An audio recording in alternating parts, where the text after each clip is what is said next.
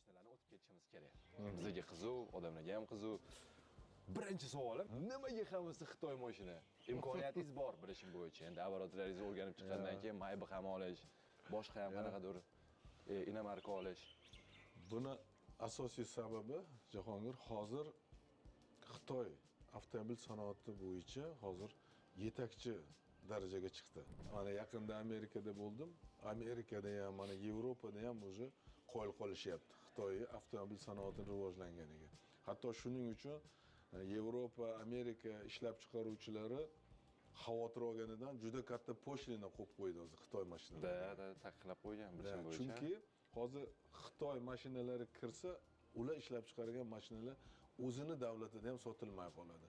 Buni sababi birinchidan Xitoy mashinalari hozir komfort bo'yicha, masalan Mercedes, Range Rover, hamma mashinadan, Porsche'lardan ham qolishmaydi.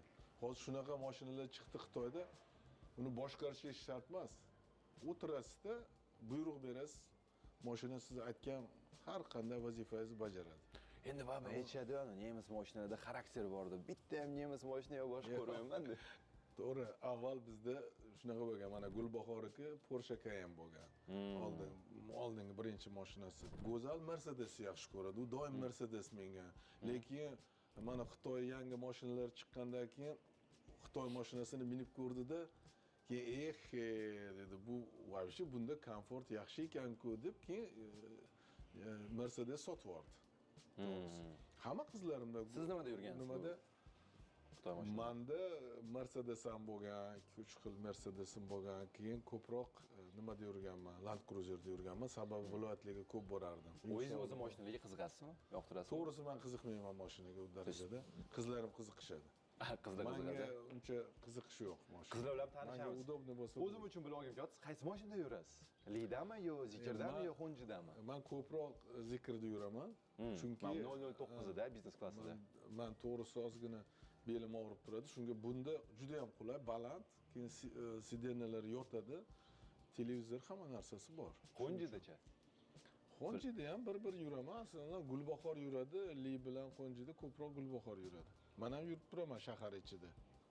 Mehmonlar kelsa, masalan Xitoy tadbirkor hamkorlarimiz kelsa, Honjini juda ham yaxshi ko'rishadi. Buning sababi Honsi degani bu qizil bayroq. Shu Xitoy davlati правительство, rahbariyati Honsida yuradi. Hatto Si Zinpinda ham Honsi bor buni. Da bilishim bo'yicha Si Zinpin shu o'sha davlat xodimlari uchun ishlab chiqarilgan, keyin ommaga mana sotilishi boshlangan. Shunaqa.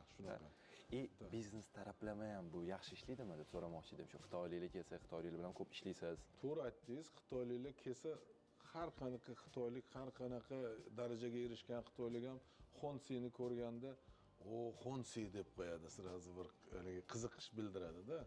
Endi bu ularga bo'lgan ozgina hurmat ham. То есть partnyorlik taraflama bu yaqinlashtiradi. Juda yaqinlashtiradi. Chunki bu xizmat mashinasi.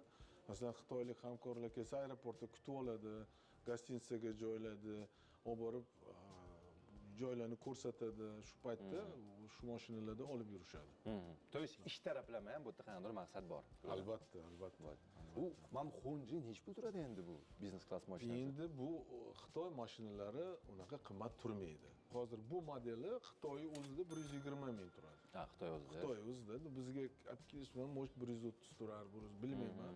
Shunaqa. Mana bu 009chi. 009 ham 80-90 ming atrofida klassika qarab. Yo'q, bizda. Bizda 80-90 ming. Da. Biz Xitoyda ham shu 70 minglar tursa kerak. Li unaqa yoqmadimi sizga? Yo'q, Li juda qulay mashina. Men Li'ni ko'rgan, bu внедорожник hisobida ham foydalansa bo'ladi. Sizlar Land Cruiser Prado'lardan ko'ra ancha. Mana Li'da yuraman-da, birinchidan 1 yil oldin olganmiz. Endi Li'ni hatto Xitoyliklar ham qo'yil qoladi. Men Rossiyada ham juda ham yaxshi mashina chiqqan. Bo'ldi, kirsak bo'ladi.